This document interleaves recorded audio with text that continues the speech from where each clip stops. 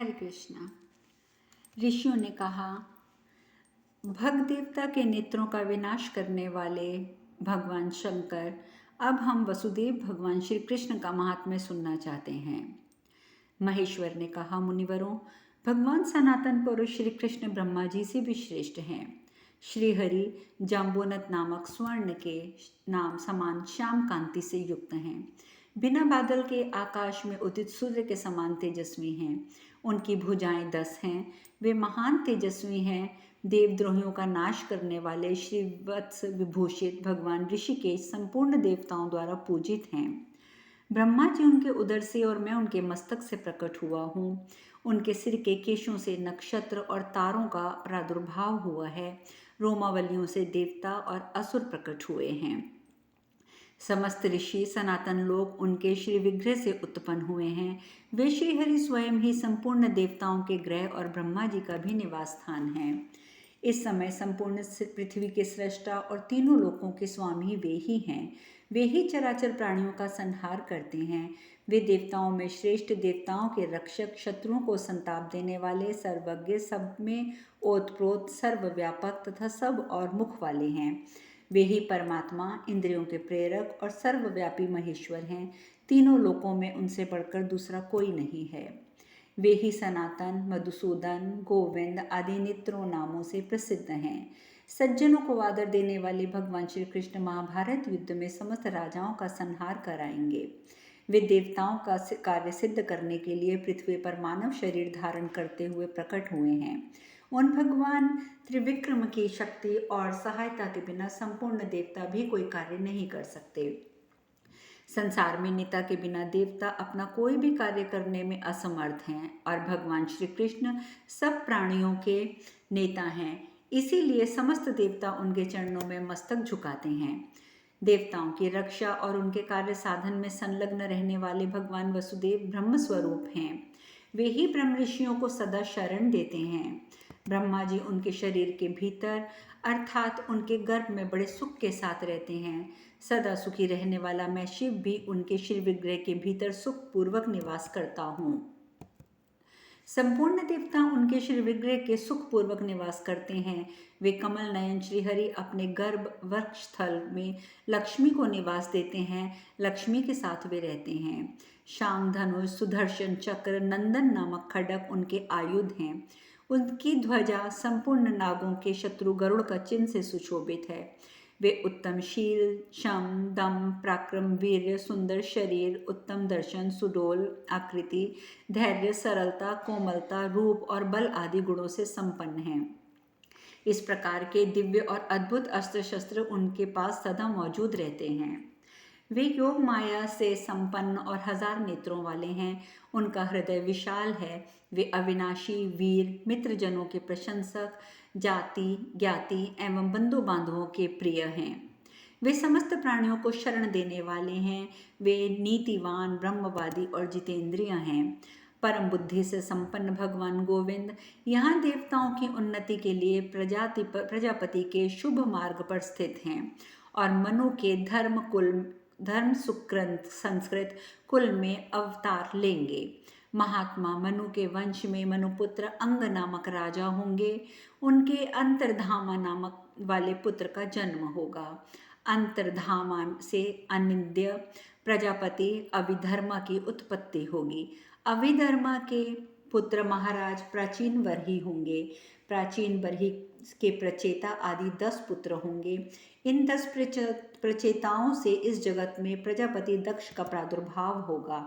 दक्ष कन्या अदिति से आदित्य अर्थात सूर्य उत्पन्न होंगे। सूर्य से मनु उत्पन्न होंगे। मनु के वंश में इला नामक कन्या होगी जो आगे चलकर सुद्युम्न नामक पुत्र के रूप में परिणित हो जाएगी। कन्यावस्था में बुध से समागम होने पर उससे पुरुरुवा का जन्म होगा। पुरुरुवा में से आयु नामक पुत्र की उत्पत्ति होगी। आयु के पुत्र होंगे नहुष और फिर नहुष के पुत्र होंगे ययाति। ययाति के महान बलशाली यदु होंगे। बहुत से कृष्टा का जन्म होगा और कृष्टा से महान वृजिनिवान होंगे। वृजिनिवान से विजय वीर उपंगुश का जन्म होगा।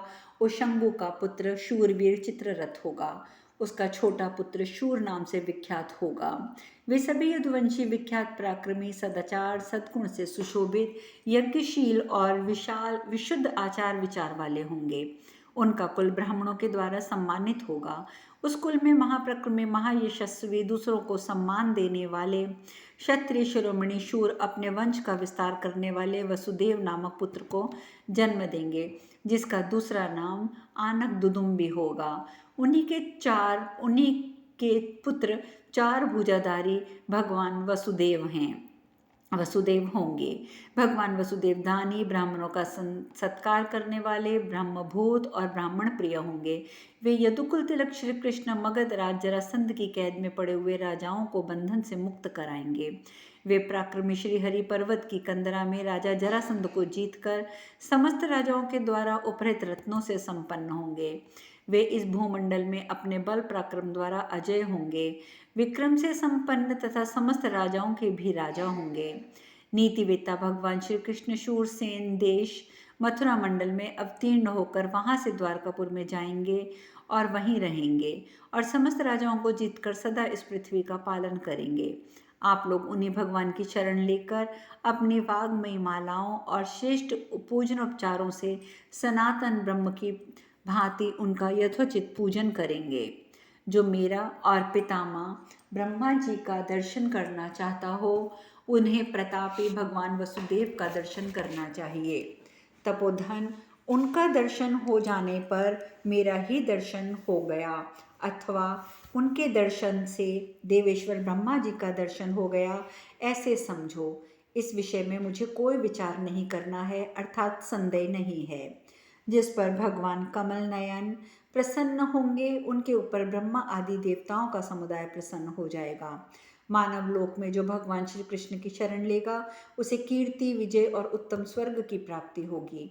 इतना ही नहीं, वह धर्मों का उपदेश देने वाला साक्षात धर्माचार्य एवं धर्मफल का भागी होगा। अतः धर्मात्मा पुरुषों को चाहिए कि वे सदा उत्साहित रहकर देवेश्वर नामक वसुदेव को नमस्कार करें। उन सर्वव्यापी परमेश्वर की पूजा करने से परम धर्म की सिद्धि होगी। वे महान तेजस्वी देवता हैं। उन पुरुष सिंह श्री कृष्ण ने प्रजा का हित करने की इच्छा से धर्म का अनुष्ठान करने के लिए करोड़ों ऋषियों की सृष्टि की है। भगवान के उत्पन्न किए हुए वे सनत कुमार आदि ऋषि गंधमादन पर्वत पर सदा तपस्या में संलग्न रहेंगे। भगवान नारायण हरि देवलोक में सबसे श्रेष्ठ हैं। जो उनकी वंदना करता है, उसकी वे भी वंदना करते हैं। श्रेष्ठ ब्राह्मणों, जो प्रतिदिन उनका दर्शन करता है, उनकी ओर कृपा दृष्टि करते हैं। वे उनका आश्रय लेता है, जो उनका आश्रय लेता है उसके हृदय में वे आश्रय लेते हैं। जो उनकी पूजा करता है, उसकी वे भी पूजा करते हैं। उन प्रशंसनीय आदि देवता भगवान महाविष्णु का ये उत्तम व्रत है, जिसका साधु पुरुष सदा आचरण करते आए हैं। द्विजों को चाहिए कि वे मन, वाणी और कर्म से सदा उन भगवान को प्रणाम करें और यत्न पूर्वक उपासना करके उन देवकी नंदन का दर्शन करें। मुनिवरों, ये मैंने आपको उत्तम मार्ग बता दिया है। उन भगवान वसुदेव का सब प्रकार से दर्शन कर लेने पर संपूर्ण श्रेष्ठ देवताओं का दर्शन करना हो जाएगा। मैं भी महावराह रूप धारण करने वाले उन सर्वलोक पितामह जगदीश्वर को नित्य प्रणाम करता हूँ। हम सब देवता उनके श्री विग्रह में निवास करते हैं, अतः उनका दर्शन करने से तीनों देवताओं का दर्शन हो जाता है, इसमें संशय नहीं है। उनके बड़े भाई कैलाश की पर्वतमालाओं के समान श्वेत कांति से प्रकाशित होने वाले हलधर और बलराम के नाम से विख्यात होंगे। पृथ्वी को धारण करने वाले शेषनाग ही बलराम के रूप में अवतीर्ण होंगे। बलदेव जी के रथ पर 3 शिखाओं से युक्त दिव्य सुवर्णमय ताल वृक्ष ध्वज के रूप में सुशोभित होगा। सर्वलोकेश्वर महाबाहु बलराम जी का मस्तक बड़े बड़े फन वाले विशालकाय सर्पों से घिरा हुआ होगा। उनके चिंतन करते ही संपूर्ण दिव्य शास्त्र अस्त्र शस्त्र उन्हें प्राप्त हो जाएंगे। अविनाशी भगवान श्री हरि ही अनंत शेषनाग कहे गए हैं। पूर्व काल में देवताओं ने गरुड़ जी से यह अनुरोध किया कि आप हमें भगवान का शेष का अंत दिखा दीजिए। तब कश्यप के बलवान पुत्र गरुड़ अपनी सारी शक्ति लगाकर भी उन परमात्मा देव अनंत का अंत ना देख सके। वे भगवान शेष बड़े आनंद के साथ सर्वत्र विचरते हैं और अपने विशाल शरीर से पृथ्वी को आलिंगन पाश में बांधकर पाताल लोक में निवास करते हैं। जो भगवान विष्णु हैं वे ही इस पृथ्वी को धारण करने वाले भगवान अनंत हैं। जो बलराम हैं वे ही कृष्ण हैं, जो कृष्ण हैं वे ही भूमिधर बलराम हैं।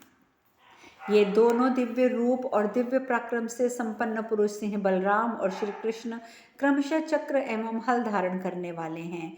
तुम्हें उन दोनों का दर्शन एवं सम्मान करना चाहिए।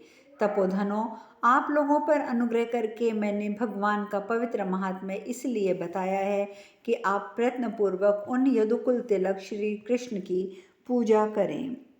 इस प्रकार श्री महाभारत अनुशासन पर्व के अंतर्गत दान धर्म पर्व में परम पुरुष श्री कृष्ण का महात्म्य विषयक 147वां अध्याय पूर्ण हुआ।